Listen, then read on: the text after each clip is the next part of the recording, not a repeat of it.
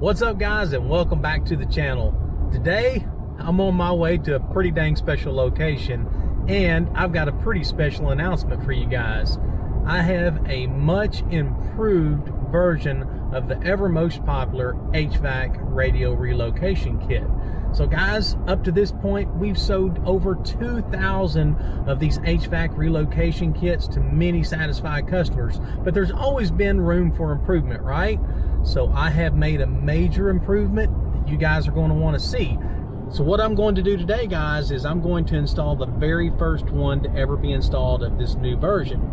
And what's probably even a little more cool about that is what car I'm getting to go install it on. You guys might just recognize the car when I get there. You might just recognize the location when I pull up, but you know, it might just be epic when I get there. But you guys will see that here pretty soon. And then also guys, in this video, I haven't even done it yet, haven't filmed it yet. We'll also do a full in-depth review and tips and tricks installation video for your 87 to 89 and 90 to 93 version double din of this radio HVAC relocation kit. I'll catch you guys when we pull up to that special location.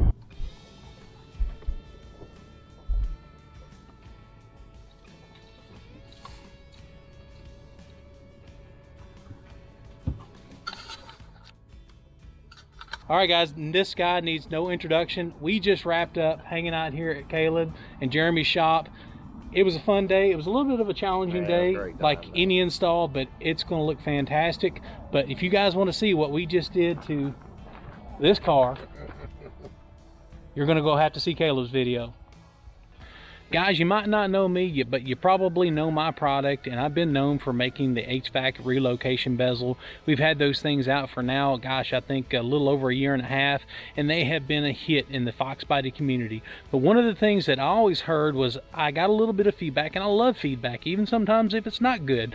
And they all, a lot of the consistent feedback was, hey Michael, you know, not real crazy about the Phillips screw, Sean. Then you got to add that extra little piece on the top, and you know, and all that good stuff. And that's all fair. So I got to thinking, well, how in the world can I make this a better design than it currently is and get rid of all external fasteners?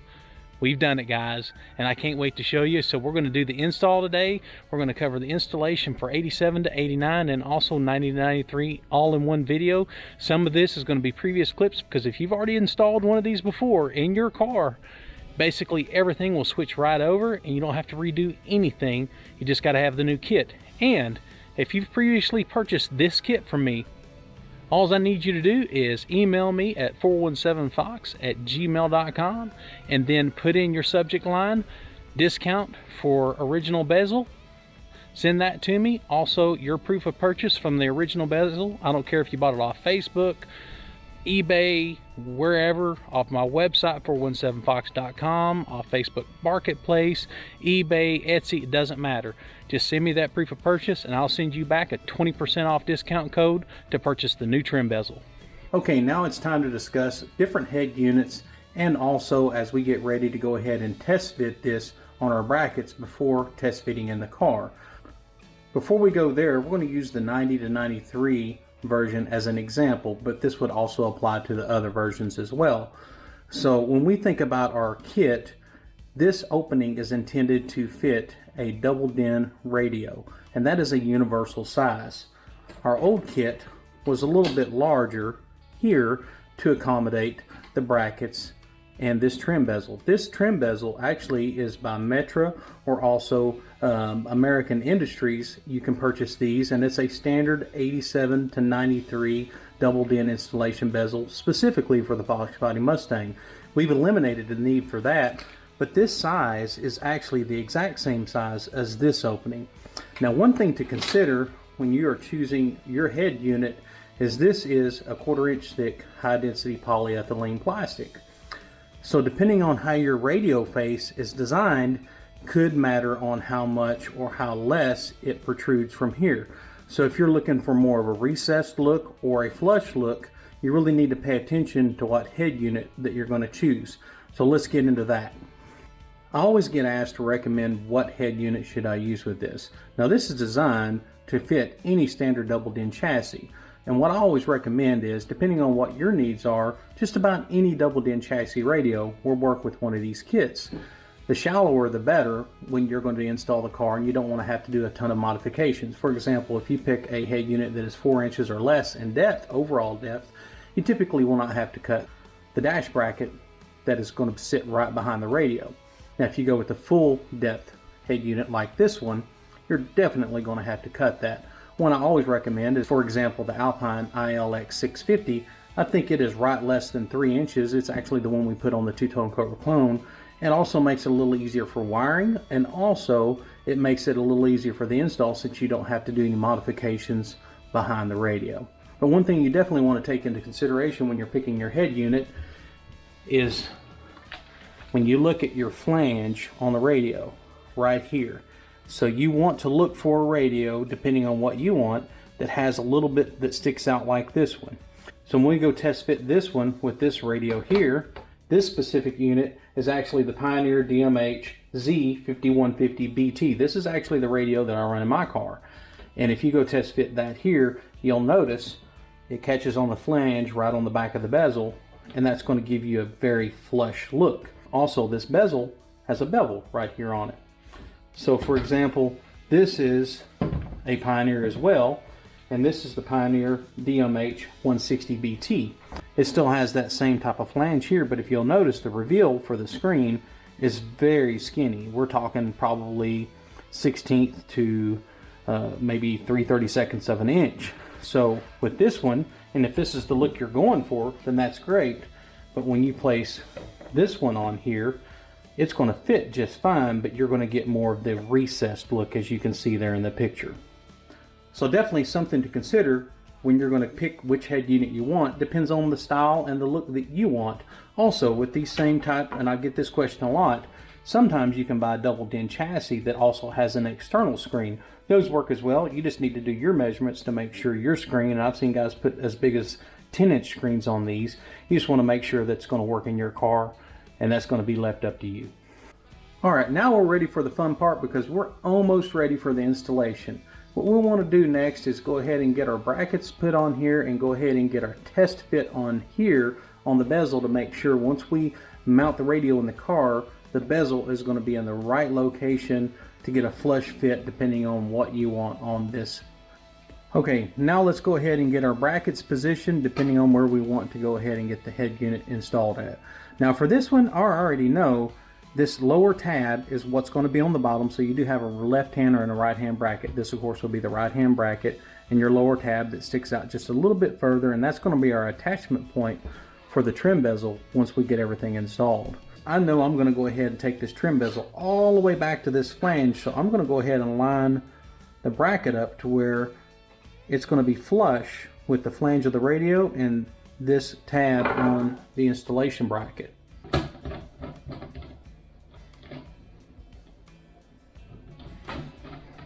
Now before we even put the other bracket on, I'm going to take this and slide it to the edge of my counter here in my kitchen, and we're going to go ahead and just do a little test.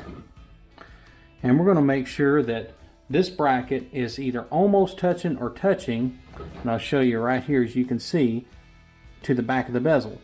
Now if we want to adjust that a little bit more, we can bring it a little more forward.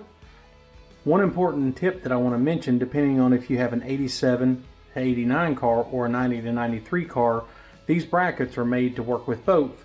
It's just your mounting location in the car will be a little bit different, even though the radio will sit in the same location. It's something you definitely want to do a dry fit on your radio before you do anything whatsoever to make sure it's going to fit exactly the way you want it. In worst case scenario, you can drill new holes in this depending on the radio, but this is intended to be a universal mount that will work in almost all applications. Now, if you're doing a 90 to 93 mount, you're actually going to be just a little bit higher, where you're going to be up in your upper two locations. If you're going to switch and go to an 87 to 89, this bracket actually gets moved down by one whole location. That's all. It's basically the difference in measurement between this hole to that hole. That way you can start off right. That'll save you a little bit of time with taking this off and on.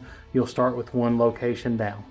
So to give you guys kind of a close-up, So right now I've got this bracket that would fit in most 87 to 89 locations, and you can see the 2 mounting screws, and if you choose you can also put one in the back locations. Then we'll show you on a 90 to 93. And now for example, you'll see where your 2-hole locations is. You can also still use one of those back hole locations for your 90 to 93 hole mount locations. So I have our installation screw. We're going to use these 4 screws here, which is your 2-inch long screw, in these 4 mounting points. For your 90 to 93 cars, this will fit exactly in your current HVAC spot. In your 87 to 89 cars, we'll do a separate cutaway of that. We'll show you that here in a few. So for this kit to mount up correctly on the dash, you're going to need a spacer. Now you can only imagine that's going to be a little bit difficult to hold those spacers in place as you're sliding this into the opening. So what you can do, you can take you a little bit of masking tape, which will work just great. It usually only takes a couple of wraps. And at the very top portion of the screw, get you a couple of wraps on there.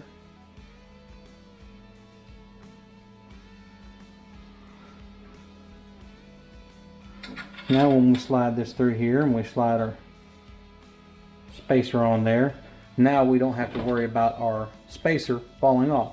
So I'm going to go ahead and get those 4 ready to go, and then we'll go out to the car and we'll get this thing test fit.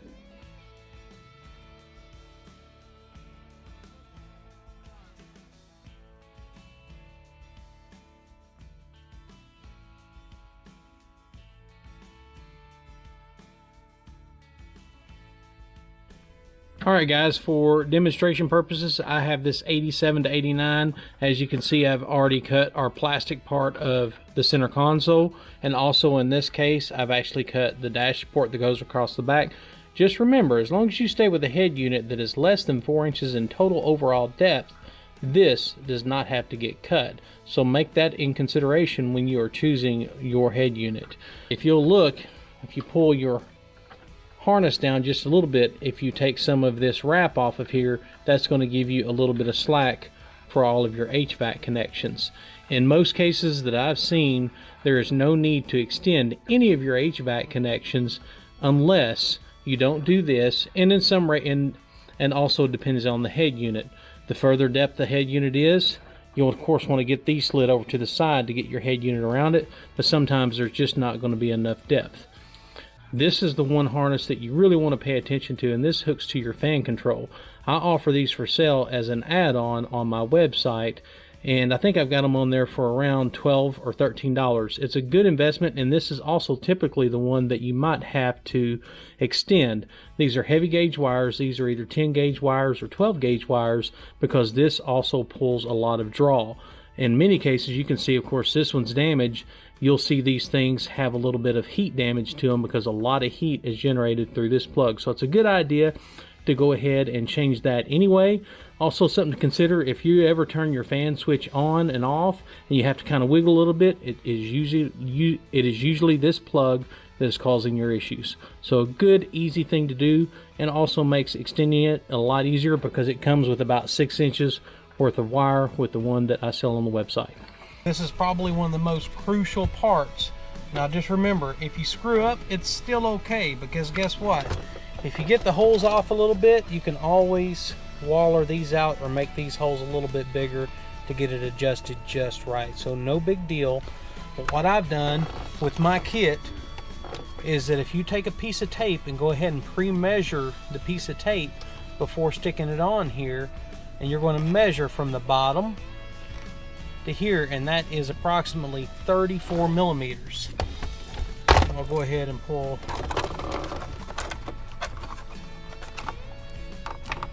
Guys, as you can see right there, we are right at 34 millimeters. So approximately in the middle here, I'm going to go ahead and take my punch. I'm going to support my hand behind here. I'm going to find my middle, and right here at that 34 millimeter mark, I'm going to go ahead and make me a punch. So now that I've got that mark there, I'm going to take my 3/32 bit, and I've got this tape here to prevent my chuck from marring up my center console any. Gear shifter's in my way.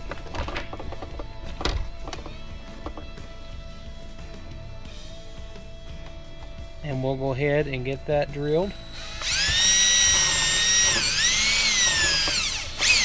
And before we drill our other hole over here, we want to go ahead and make sure we test fit this. Now you'll see I've already took the tabs off of mine on the back, and of course I've trimmed the ears. We'll go ahead and get this one in here.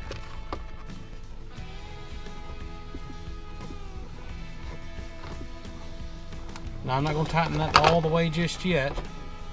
And what I want to do is go ahead and do a test fit here, just to make sure all that lines up the way it's supposed to. Make sure all this is good. That's all good. Guys, I don't know about you, but I think that's going to work. Alright, so now to our next step. Alright guys, so your vacuum lines, you've got a clip right here that clips right under here. You want to pull that clip loose and go ahead and disconnect your coupling here for your vacuum lines. Now the most difficult part is you need to pull this back around and reroute it so it is coming through the bottom right here. Now the biggest reason why is you've also have a yellow vacuum line that goes to the other side of the dash that works the solenoid that goes from defrost vent to floor. And that one, either you can disconnect from that solenoid, and it's a little difficult to get way up in the other side, or by rerouting this, getting behind all the dash panel and getting this under here, making sure the yellow line, and I'll show you that, is free, so you can get here to the bottom. Alright guys, so now that I've got this fished back through from back in here, where we've got the coupling fished through here, what we've got to do now is, you'll see this is the yellow vacuum line that I was talking about that goes back over here. So we fished it up over the back of these brackets. Now we're going to take this, which is what hooks to the back of your HVAC control, and we're going to fish it over behind this metal bracket so we can come underneath here. Then you should have plenty of vacuum lines to connect easily by relocating it here at the bottom. Let's go ahead and do that.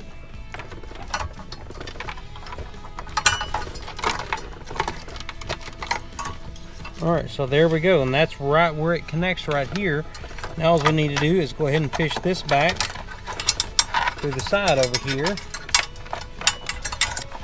and we should be able to reconnect it over here and still have room to get this tucked in.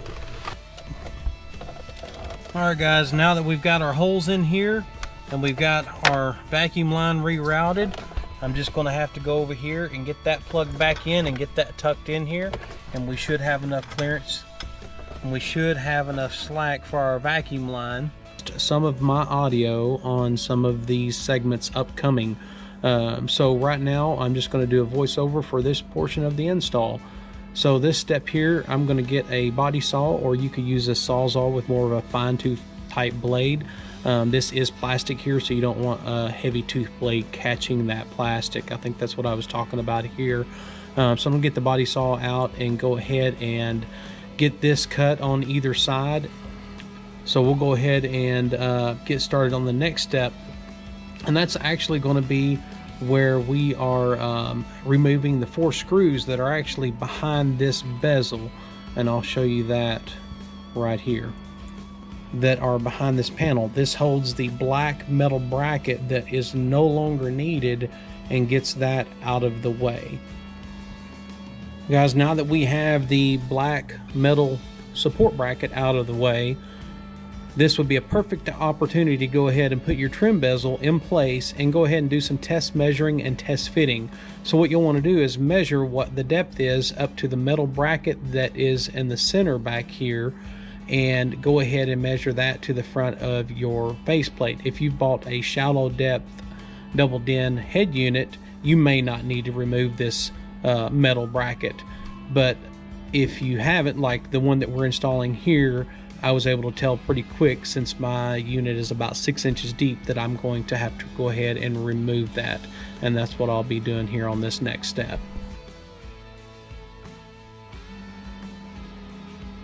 Okay, now guys, all of our work that we've been doing to get all of this just right, it's now time to pay off.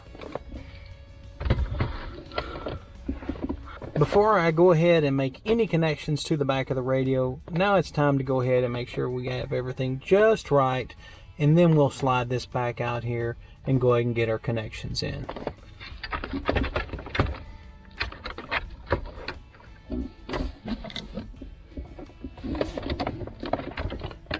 Get this one started.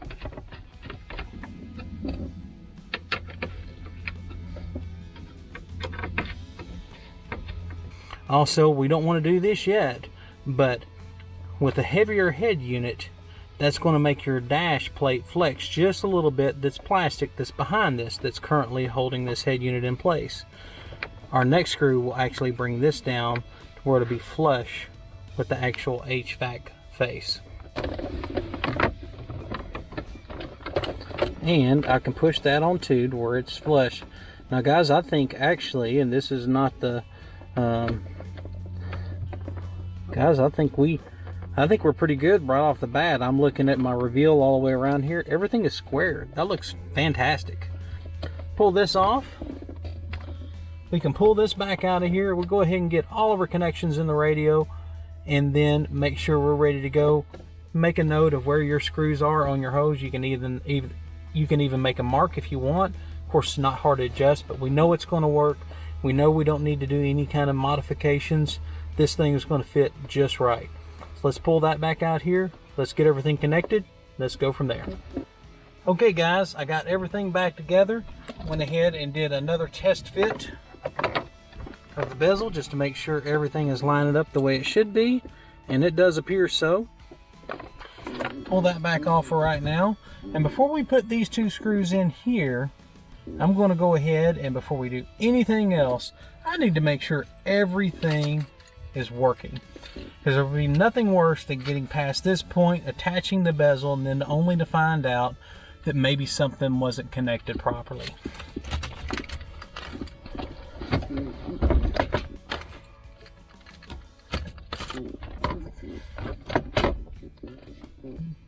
All right, good sign. Radio's coming on.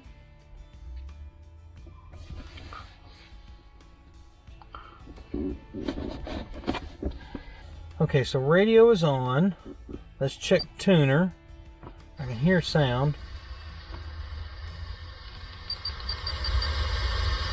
Now here's where, depending on your radio, let me turn that down, you want to go ahead and check all of your different speakers to make sure each speaker is working independently of each other. Some of these radios even have a test function for that. Make sure if you have an external amplifier, also make sure that is working properly. And then also, I'm going to go ahead and turn the car to ignition on. And I'm going to make sure that all of my controls on my HVAC are working.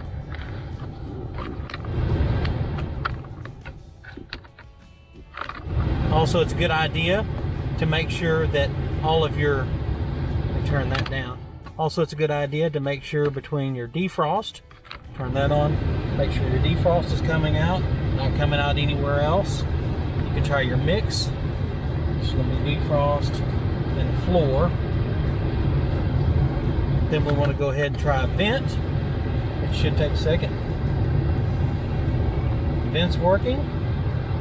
And if we go to AC, of course, that's just going to come out your vents. Okay, so all of that is working just fine. No issues there, which is a good thing. So now what we want to do, our next step is, let's go ahead and put these screws in here. Now, if you did run across an issue with your connections here, that's typically going to be in one of the vacuum lines you didn't get connected very good, or also come from the back of this pulled loose. But we're ready. Since everything's working, we'll go ahead and shut the car back off. And let's go ahead and get these two screws. Now I've already pre-done this, but you're just going to go ahead and do a small pre-drill for each one of these. The location, to be exact, is not super crucial. You just want to get it as straight as you can. Our whole goal when we're tightening this up is we want this bracket to be completely flush with the face of your AC controls. Perfect. One last test fit, guys.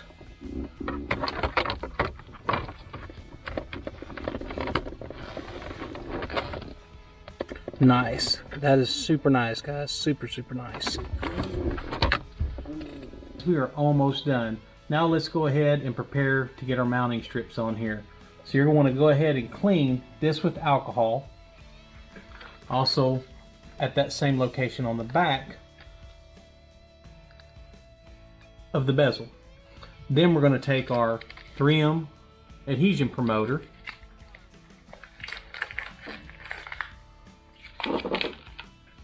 and we're going to go ahead and clean all those surfaces and get that adhesion promoter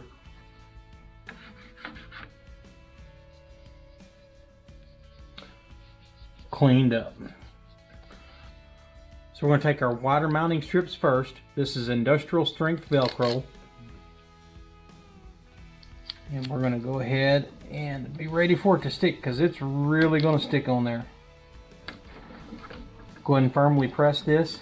One note, if it's really cold outside, you definitely don't want to stick this on when it's really cold. It's recommended that it be above 70 degrees when you attach this. So you either want to have some type of heat source or heat that up before attaching it. Now we got our two smaller strips. We're actually going to put those on the directly on the bezel, because you wouldn't want to put it on here direct in case you have some that would be showing. We're going to come right up to the bottom of that hole in the middle.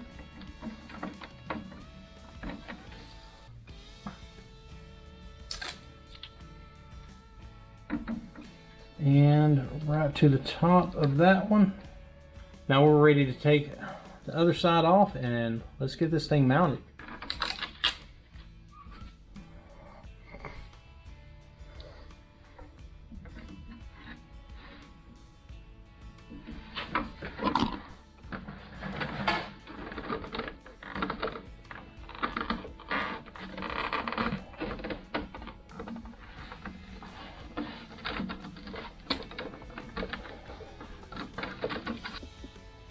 Alrighty guys, there's the money shot. Got my Apple CarPlay hooked up. Doesn't that look so good? Look at that fit and finish, guys. That looks amazing. Got our Apple CarPlay on here. Got our navigation. Awesome. Makes a huge difference in the functionality and the enjoyment of putting a double DIN radio in your car. Well guys, now it's time to go ahead and wrap this video up. I really appreciate each and every one of you guys and all the support that you guys have given the channel over the last couple of years. It means the world to me and my family. Also, if you haven't already subscribed and you made it this far, what are you doing? Make sure you smash that subscribe button, and I'll see you guys on the next one.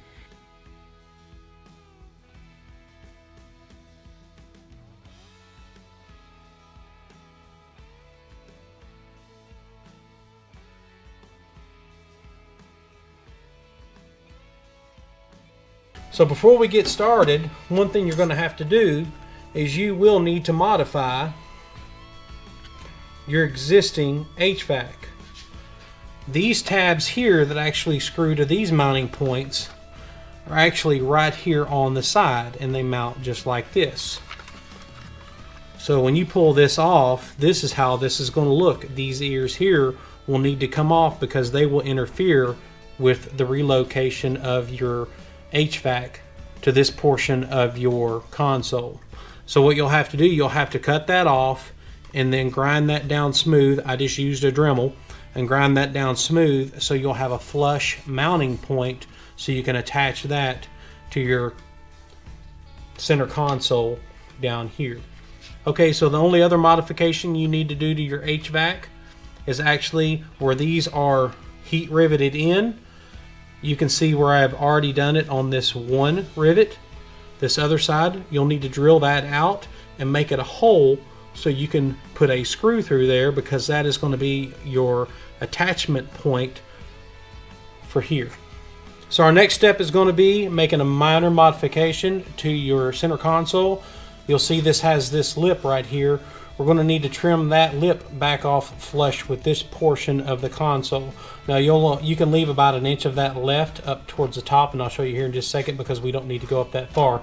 And the reason why is you can see this is where your vacuum lines hook up on this side. It sticks over a little farther, and that prevents this from centering up if that lip is there, because this will protrude into that lip. So I've just got my Dremel tool here, and I'm just going to go ahead and buzz that right on off.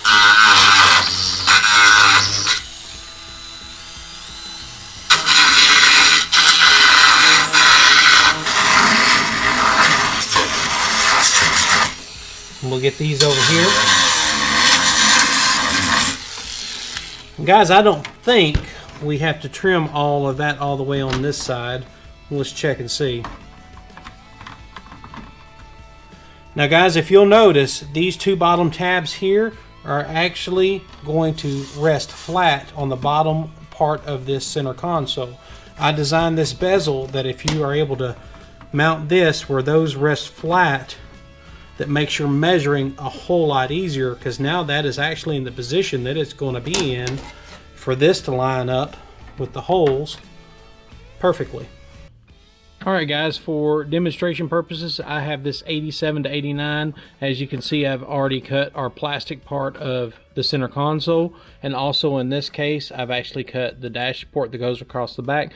Just remember, as long as you stay with a head unit that is less than 4 inches in total overall depth, this does not have to get cut. So make that in consideration when you are choosing your head unit. If you'll look, if you pull your harness down just a little bit, if you take some of this wrap off of here, that's going to give you a little bit of slack for all of your HVAC connections. In most cases that I've seen, there is no need to extend any of your HVAC connections unless you don't do this, and in some and also depends on the head unit. The further depth the head unit is, you'll of course want to get these slid over to the side to get your head unit around it, but sometimes there's just not going to be enough depth. This is the one harness that you really want to pay attention to, and this hooks to your fan control. I offer these for sale as an add-on on my website, and I think I've got them on there for around $12 or $13. It's a good investment, and this is also typically the one that you might have to extend. These are heavy gauge wires. These are either 10 gauge wires or 12 gauge wires, because this also pulls a lot of draw. In many cases, you can see, of course, this one's damaged. You'll see these things have a little bit of heat damage to them because a lot of heat is generated through this plug. So it's a good idea to go ahead and change that anyway.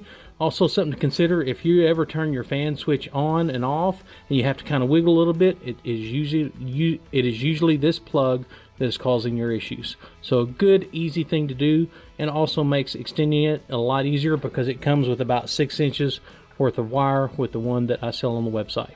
So we'll go to stock footage on cutting this portion of your dash out. So you will have to cut this plastic portion here out of your dash in preparation to put your double din in. So these are just plastic portions you're going to cut out, and I'll show you that footage now. Alright guys, so it looks like I lost some of my audio on some of these segments upcoming. So right now I'm just going to do a voiceover for this portion of the install. So this step here, I'm going to get a body saw, or you could use a sawzall with more of a fine tooth type blade. This is plastic here, so you don't want a heavy tooth blade catching that plastic. I think that's what I was talking about here. So I'm going to get the body saw out and go ahead and get this cut on either side. This would be a perfect opportunity to go ahead and put your trim bezel in place and go ahead and do some test measuring and test fitting. So what you'll want to do is measure what the depth is up to the metal bracket that is in the center back here, and go ahead and measure that to the front of your faceplate. If you bought a shallow depth double din head unit, you may not need to remove this metal bracket, but if you haven't, like the one that we're installing here, I was able to tell pretty quick, since my unit is about 6 inches deep, that I'm going to have to go ahead and remove that, and that's what I'll be doing here on this next step.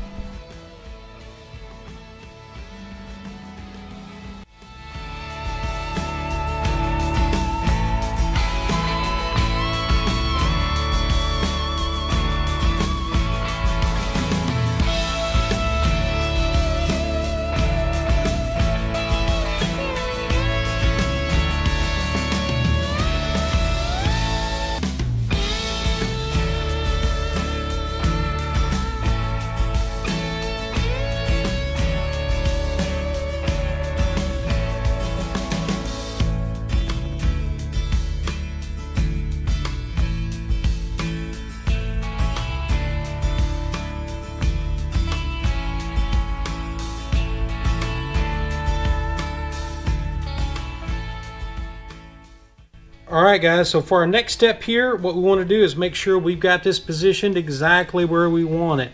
So you want to go ahead and double check your alignment with your bezel here. That looks pretty dang good, guys. So now what we want to do is go ahead and get our mounting holes here for the top. Now what I like to use is a standard punch. I'll put my hand back here behind this to support it. We'll get that punch. Now what we've got is our mounting screw location. Now guys, on yours, you definitely want to go ahead and protect this if you want on your car. I'm not going to worry about it so much on this one. You can either use a 16th or a 3/32 drill bit. I've got a 16th inch drill bit in here right now. And I'm going to go ahead and get this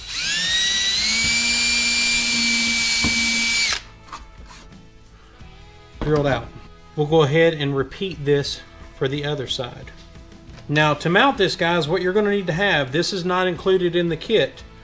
You can use your screw of choice. What I found that works best is you can take some 1 inch or 1 1/4 number 6 drywall screws. Works perfect. And you're also going to need to reuse 2 of the HVAC screws for spacers. So here's how that's going to work. So to keep this thing from rocking, guys, I'm including a spacer with each kit that goes at the top that will be right here, okay? And that's going to keep your spacing distance correct from here, and that's also going to keep this from rocking. But we need just a little bit of a spacer right here. So what we're going to do is actually take one of these and just screw it in right into here, and that's going to give you your spacer that you need for the back of your HVAC in this portion to rest against. So that's going to give you a good stable surface versus it still trying to tilt on you once you get this top screw in. So guys, to put your screw spacer in here, we're going to need to go ahead and make a mark that's about between 1 7/8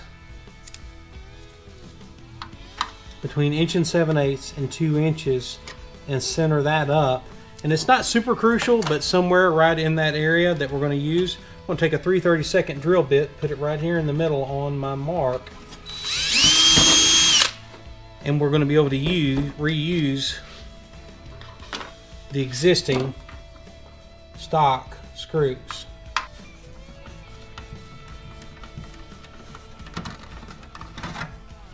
Now we're going to go ahead and take our drywall screw. Now I only used a 16th inch bit here because I want to make sure I get enough bite in this plastic that I can.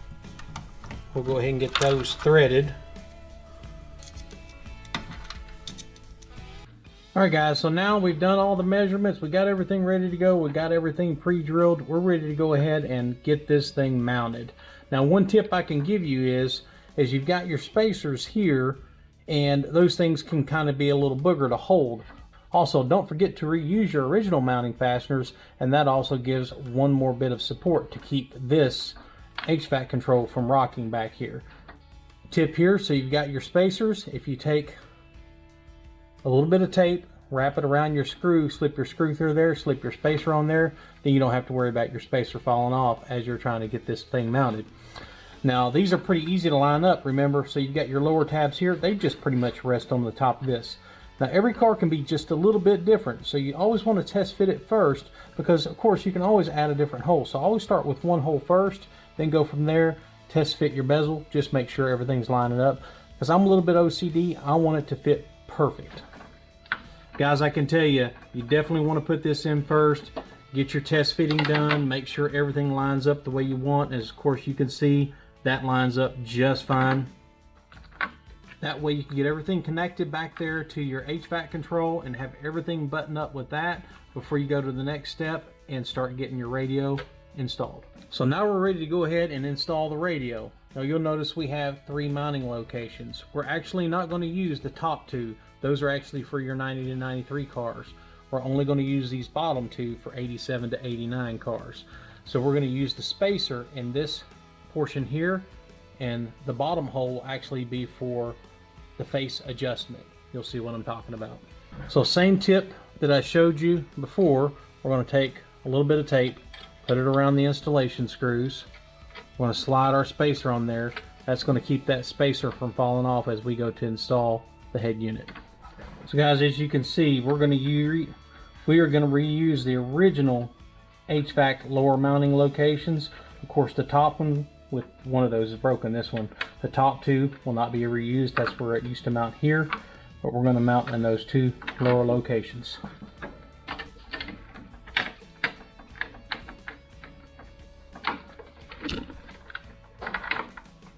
So to ensure that we're going to be flush with the face of your HVAC, we need to go ahead and add our adjustment screws, which are also going to be stabilization screws. And that is pretty dang flush. Now that we've got everything adjusted, guys, now we just want to make sure our trim bezel, before we get it mounted and attached, we want to go ahead and test fit it. Slide that in there. And we're just going to make sure we don't have any flex here. Make sure that is going to be touching our mounting locations. We want to make sure that is touching the mounting locations here and also here at the bottom. So that looks pretty good. Right now is the perfect opportunity to make sure everything is connected on your head unit, to make sure everything is working. Test all of the speakers, really go through all the functionality of your head unit, because at this stage is when it's still easy to go ahead and correct anything that could be an issue with wiring or a connection in the back of this head unit. What we're going to do next is we're going to go ahead and add our mounting strips, and let's go ahead and get started with that. We are almost done. Now let's go ahead and prepare to get our mounting strips on here. So you're going to want to go ahead and clean this with alcohol. Also at that same location on the back of the bezel. Then we're going to take our 3M adhesion promoter,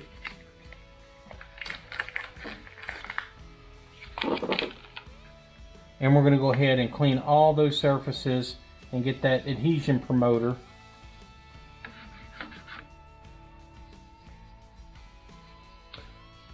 cleaned up. So we're going to take our wider mounting strips first. This is industrial strength Velcro.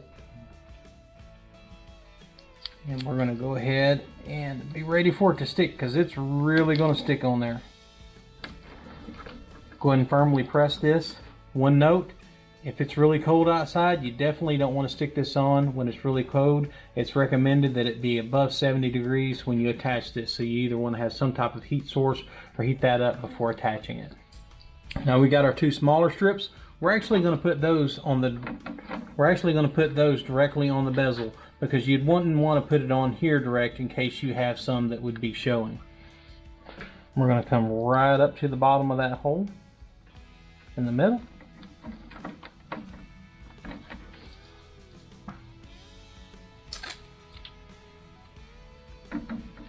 And right to the top of that one. Now we're ready to take the other side off, and let's get this thing mounted.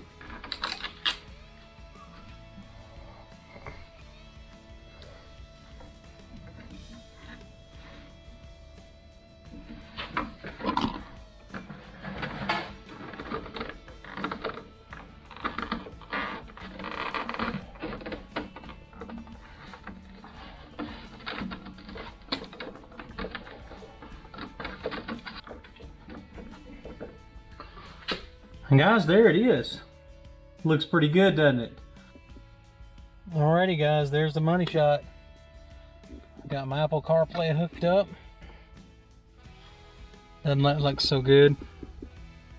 Look at that fit and finish, guys. That looks amazing. Got our Apple CarPlay on here. Got our navigation. Awesome. Makes a huge difference in the functionality and the enjoyment of putting a double din radio in your car. Well guys, now it's time to go ahead and wrap this video up. I really appreciate each and every one of you guys and all the support that you guys have given the channel over the last couple of years. It means the world to me and my family. Also, if you haven't already subscribed and you made it this far, what are you doing? Make sure you smash that subscribe button, and I'll see you guys on the next one.